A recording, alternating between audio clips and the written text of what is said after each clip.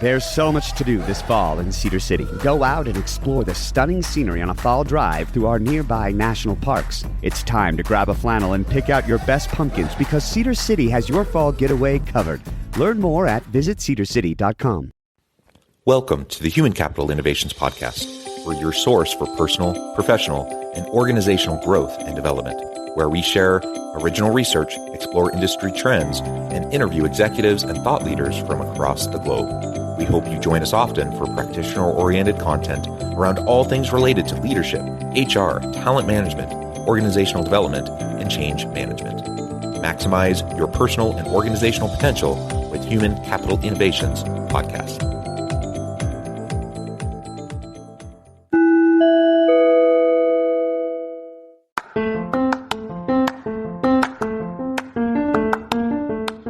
If you enjoy the Human Capital Innovations Podcast, enjoy ad-free listening by going to the Patreon page, and please consider contributing even at the producer or sponsorship level. And please leave a review. Thank you for your support.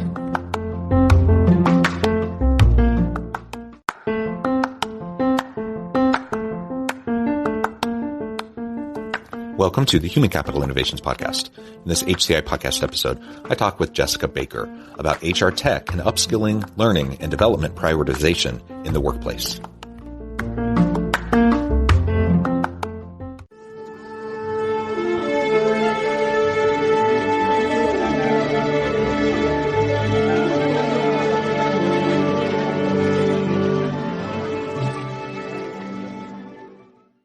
Jessica Baker, welcome to the Human Capital Innovations Podcast.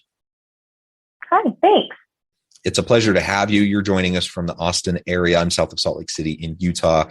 And today we're going to be talking about HR tech and upskilling, learning, and development prioritization in the workplace, specifically talking about your role at Enterprise Ireland and some of the things you do to support organizations that are in this space. As we get started, I wanted to share Jessica's bio with everybody. Jessica Baker is VP of Digital Technologies for Enterprise Ireland and works with Irish HR and talent tech companies to expand into the North American market and US-based companies looking for innovative solutions. Anything else, Jessica, you would like to share with listeners by way of your background before we launch on into the conversation? No, I think that generally sums it up. I've worked mostly in startups and small to medium organizations. So excited to have been with EI for over 2 years now and all the cool work that we get to do. Yeah. So did you join before or after the start of the pandemic? Right before. I was actually in our office for a week and a half until they were like, okay, just kidding, we're going home. So you had a whole week and a half. That's great. Yeah, it was super wonderful. We were like ready to book my plane ticket to go back to Ireland to meet colleagues. And the day we were going to book it, they were like, no, yeah, we got to go home for 2 weeks. And we just like kept pushing it out. That is funny. That's how it was at the very beginning. We're like, oh, it's going to be a couple weeks. Yeah, 2 years, exactly. 2 years later, right? Yeah, right. Well, good. It's been an interesting transition, I think, for everyone the last couple of years. Lots of learning that's occurred. And again, it's great to be with you and to be able to chat about Enterprise Ireland and some of the things you do to support businesses. Maybe you can just start by giving us a little bit more of a rundown, telling us a little bit about what Enterprise Ireland is, what your role is, and how you're working with organizations. Yeah, so Enterprise Ireland is the trade and VC arm of the Irish government. So our headquarters back in Dublin invest in Irish businesses, and our overseas team helps those businesses as they export and grow outside of Ireland. So my role and my team here in the United States and in our 40 global offices is essentially to help them in any way that we can, whether that's introduction to accountants, lawyers, advisors, potential new customers, or assisting in marketing campaigns, pitch decks, so on and so forth. No 2 days are the same. We're always working on different projects with different Irish companies. But I really like to, I think the only way I can explain it to people here in the States, because we don't have anything like this, is that we're essentially small business consultants employed by the Irish government. Yeah, that is interesting. We don't really have that here, do we? Yeah. No, we do not. We do not. Good. So why Ireland? Why is Irish innovation uniquely beneficial to American companies? Why, for an American listener, why would they want to reach out to you and explore this? Yeah, so I think there's always two reasons that I come up with when I get asked this question. The first one is, and this comes from, I work with our HR teams, but I also work with our cybersecurity team, but privacy regulation. So coming from the EU, Irish companies have a particular strength when it comes to GDPR and online privacy. As an embedded part of the European market, these organizations are super well versed in meeting regulations and protecting information on all ends, whether it's employee or client. All of that security stuff is built into all of their solutions, no matter what industry you're working in, which is really great and really beneficial. And the second reason that I always give for this is that Ireland just has this amazingly skilled talent pool with some of the hardest working and most innovative individuals I've ever met. And I've been working in the startup world for years and years and years now. We have amazing universities, we have killer programs for startups that have spun out many different of our EI clients. One of our newer companies, Inclusio, came out of one of our universities. And all of these organizations and companies, like, you're really going to feel like your business matters and that they're doing everything that they can to help make you successful. So I always say that's what our Irish advantage is. I'm just curious, why do you think that is? You have this great diverse skill set, great diversity in terms of the people involved. It is quite unique. As I've talked with people from around the world on these related topics, you kind of have a secret sauce there. I'm just curious why you think that is. I don't really know. It's like the people in Ireland are just ridiculously hardworking, and our university system is great. The education system is wonderful, and a lot of people come to school there, so it helps create kind of that diverse workforce, and people want to stay and raise families there. And so I think it's really just kind of a product of all of the above, and the history of the culture of the people of the country. Yeah, well, that's super interesting in and of itself. Be interesting to look into. So what type of HR tech companies do you work with the most? I'm sure there's a variety, but what do you tend to work with the most? Have you seen growth in a particular type of organization, a certain type of country or sector, or a company or sector in the last year or so? Yeah, so obviously I do work with a wide range, from HRIS technology to ATS to L&D, to recruitment, benefits, all of the above. But over the last year, we've definitely seen an increase in solutions around DEI, diversity, equity, inclusion, belonging. It's not a secret that the last few years have made that very clear, that companies, but a lot of US companies, need to be better in this area. So we've seen a lot of firms like ETU, Social Talent, Star Circle, putting a lot of research and development money into creating solutions for this. As well as the likes of WorkHuman that are assisting in employee engagement to try and combat the Great Resignation or migration or whatever we're calling it at this point. But yeah, the DEI and the employee engagement side is really what we've seen kind of growing at a rapid rate over the last couple of years. Yeah, and I suppose that's consistent with what we've seen in other markets, in the US, for example. So that's interesting. And it's good to see, though, that is a big emphasis for organizations. Absolutely. Because it's clearly a challenge that many organizations continue to face. Now let's talk about remote work. We already alluded to this a little bit just in relation to your work with Enterprise Ireland, but remote work has driven the growth of digitization in the last year or so, of course. And what types of platforms do you see companies using the most to help enhance and streamline their HR practice?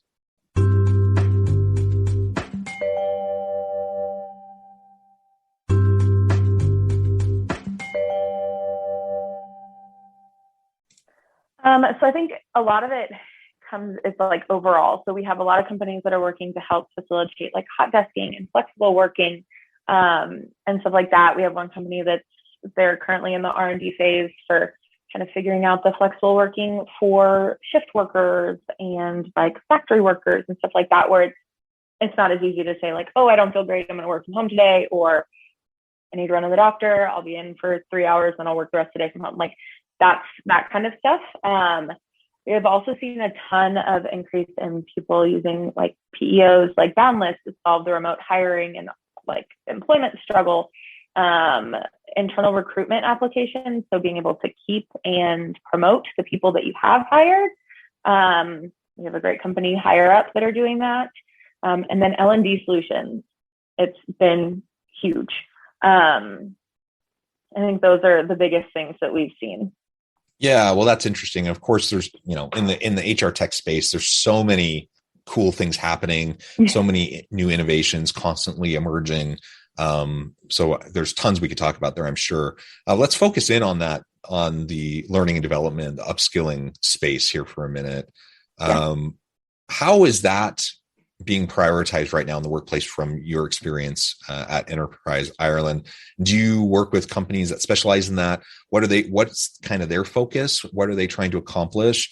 Why is it such a huge growth area right now? Yeah, so I think the answer to how is it being prioritized 3 years ago would have been much different than how it is right now. As companies are starting to realize that benefits don't just mean like health insurance. It also includes things like L&D and upskilling. Employees want to know that you're investing in them and their careers. It's becoming much more important in the hiring and retention space.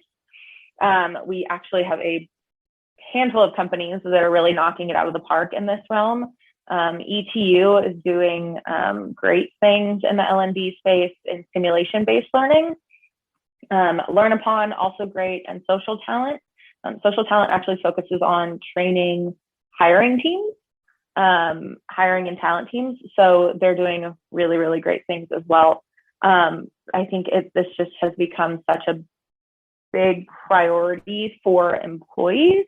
And as employees expect more from their employers, it's become much more important. So yeah, that's really great context. And what do you see as some of the biggest trends or innovations coming out of the L&D space right now, from an HR tech standpoint? Innovations in what way? So like in what kind of field? Sure. I mean, I suppose in any way, but particularly in terms of platforms used, the types of interfaces used, how they're trying to connect with learners, anything like that. Okay, yeah. So I think the simulation-based learning is the biggest thing. It's putting people in real context and to make real life decisions on what they would do in different situations, especially DEI, L&D, stuff like that. Taking people away from just sitting there reading something and then answering a quiz and saying, okay, cool, I'm done, bye. It's really making sure that is a holistic approach to L&D. So some people are really great with videos. Some people are really great with reading and retaining. Some people are better at if they read it, write it, and then do a quiz on it, stuff like that. So we've seen really big things coming out in that space, especially alongside all of the research that's come out recently about how different people learn and how different people work. So I think that's been the biggest thing that we've seen. Yeah, and maybe talk a little bit more about the simulations, because that's intriguing to me. Are you talking about simulations in the sense of like metaverse kind of VR simulations, or what type of simulations do you see? Yeah, so none that I've seen so far in the AR VR space, but I'm sure it's coming. Most of it is just working through real life situations on your screen. So it's hearing the situation, answering questions, and then depending on how you answer those questions, it moves you forward to a different scenario. So if I answered one way and my colleague answered another way, we would be taken down two completely different paths to make sure that we're getting the right education for the way that we answered, if something needs to be corrected, or just all sorts of things like that. So it's less on the like metaverse, AR, VR, but more on the like real life situation. Yeah. Okay, cool. And like you said, it probably is coming, right? For sure. And just like, I think about the gamification of L&D, and maybe that's something you've seen. I've seen it in the university learning and development space. It's creeping in more and more. And I know corporations have been using it internally for their training and development. We're trying to use it more. And gamification is an intriguing component, to just motivate people to find more meaning and just drive in their learning, to reskill and upskill. So that's another facet. And I suspect, that in short order, we'll start to see in the VR and what's the other term? The AR. Thank you. In the VR and the AR space, we're going to start to see that come out, and it'll be super interesting to see how that catches on or doesn't catch on. Oculus is cool, but I also get a headache if I use it for too long. And so, I don't. And how many of those are we buying for each office? And how are we doing that if people are working remotely? Like, we're not just like sending people VR headsets all the time.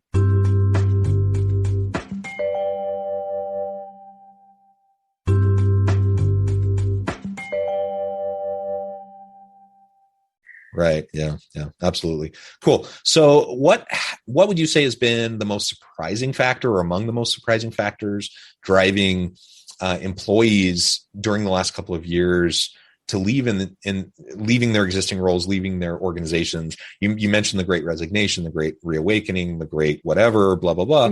However we term it, the reality is it's an interesting labor market. People have options. They have choices. People are leaving. They're going to other opportunities. Some of that could just be reprioritizing, what's most important to them and deciding they need a shift. But there's lots of different things that go into that. What have you seen from the companies you've worked with over the last couple of years? Yeah, I think you hit on it there with that prioritizing thing. I think that's been the biggest, shock to me and to others is how widespread that priority shift was. Everyone kind of over the last couple of years, it's not just cool offices anymore. It's knowing that your organization values you as a person and your future growth, and wants to do what's best for you. And I think it's also shocking. I expected, so I have a 22-year-old brother who is entering the workforce, and he has all these kind of idealistic views of what being employed looks like. And when I first started talking to him about it, I was kind of like, okay, let's bring that down a notch. But being in this world and talking to people, like, he's not wrong. And everyone is starting to really have that idea and understand that our lives are not, we don't just work. We need to have that balance, that blend, all of those things. We've all taken stock of our lives and what's important. And the way that the job market does look, it's easy to see that there are companies out there that are willing to put their employees first and do what it takes to keep people loyal and keep them around. So I think that was the biggest shock for me working in the industry, is just how widespread that priority shift was. Yeah, well, that's interesting. And I was talking with another researcher in the workspace, and she was talking about connection and the ability to have relationships at work. And I think that's been another piece. You referred to it a little bit in terms of how much do you feel like your employer invests in you as a whole person? How much do you feel like they've supported you during a really crazy couple of years? How much have they invested in you? And there's a lot in there, you're right, that we could pull out and dissect. But one of those components is, do you trust your employer? Do you trust your coworkers? Do you trust your boss? Do you have relationships with them? Do you have people that you may not like go out to get drinks with them after work, but while you're at work, like, you trust them, you confide in them, even you'll be vulnerable with them. You can work well with them. Right. And so you have those connections, you have those relationships. And what we've seen over the last couple of years is with so many organizations being thrust into virtual and distributed work, while there's a ton of benefits to that, one of the challenges can be the connection piece. It's not automatic that you're not going to have connection when you're working virtually. You just have to be a little bit more intentional about how you're going to create those relationships. And so if an employee, has an employer that cares, that's invested in them, that's supported them during a hard time, and they have people that they work with, that they trust, that they have, a good relationship with, that reduces the likelihood of turnover dramatically. There's been quite a bit of research on this. So that is a huge piece of this. I think when you see people leaving, why did they leave? Well, sometimes they're leaving for more money, but people are willing to give up a lot of money to have a good, meaningful workplace where they work with people they like. And so, I think all of these things go together, and we just have to be very thoughtful about it. How do we invest in our people to help them and facilitate helping them develop relationships that matter towards them, not only so they can do better work, so they can be more creative and innovative, but also just so they can be more of a complete person at work. And they'll be more likely to stick around. How can we invest in our people in terms of upskilling, reskilling the L&D space to make sure that, they feel like we care and that we want them to be better? And, of course, there's a hidden motive there, because if I'm investing in my people, not only will that, help them feel invested in, not only will that, help reduce turnover, but it also actually will help upskill them so that they're ready to take on future roles and future responsibilities and do better work. So it's a win-win all the way around. And it's just interesting, as we think about these different dynamics that have played out over the last couple of years. I'm sure you see day in and day out in your work with your clients. Yep, 100%. And we have that conversation all the time. Even like internally, we were really encouraged to just reach out to each other anytime we needed to just like have a time to chat. All of our management team was like, just talk to each other, like hang out. It's great. Virtually hang out for a while there. We've finally gotten our team back together for a conference week. But that employee connection piece is so crucial. So one of our client companies, WorkHuman, they just had WorkHuman Live in Atlanta back in May. And they have a new study out with Gallup showing how recognition can stop employees from leaving. And so it's just wild to see that, like, just getting a shout out or having someone post for your birthday, like that kind of stuff is so important. And I didn't even yes, I know that inherently. But even my birthday was last Friday, and the first birthday messages I got in the morning were mostly from my team. And that was just one of the coolest things, and hasn't really ever happened anywhere else I've worked. So yeah, it's wildly important. Yeah. And they're little things, right? And they may seem insignificant because they're little, but it's all the little things in aggregate that make up your experience at work. Right. 100%. And so, if it's a crappy place to work and then you get like a happy birthday shout out, that's not going to matter. But, when you're consistently just doing those little things and showing people that you see them, you hear them, they matter to you, they're real people with real lives, both in and out of work. That matters. That makes a huge, huge difference. Thank you for sharing that. Well, Jessica, this has just been a really fun conversation. As we get close to the end of our time together, I wanted to give you a chance to share with listeners how they can connect with you, how they can connect with Enterprise Ireland and find out more about the work that you're doing and even looking into partnering with you. Tell us a little bit more about how that can play out and how people can connect with you, and then give us the final word on the topic for today. Yeah, so I'm on LinkedIn, Jessica Baker at Enterprise Ireland. My email address is also jessica.baker@enterprise-ireland.com.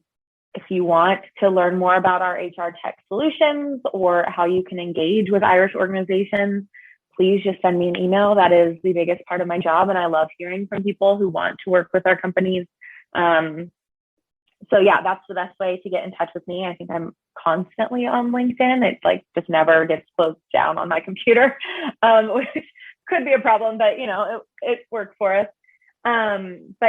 Thank you for having me. It's been really great. I did not come from an HR background, but over the last 2.5 years, I've been really blessed to be able to work in this industry and meet some really amazing companies and individuals all working in the industry. And it's just fascinating. I have a psychology minor, so getting to kind of put that business and psychology together for HR is really great.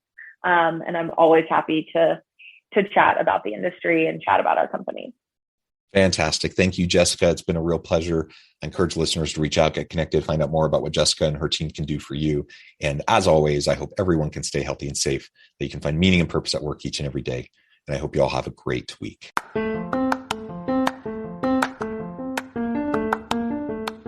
Do you enjoy the Human Capital Innovations podcast?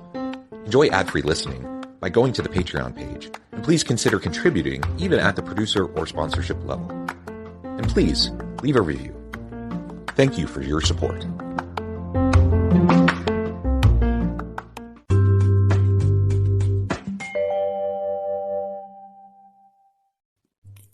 Thanks again for joining us for this episode of the Human Capital Innovations Podcast.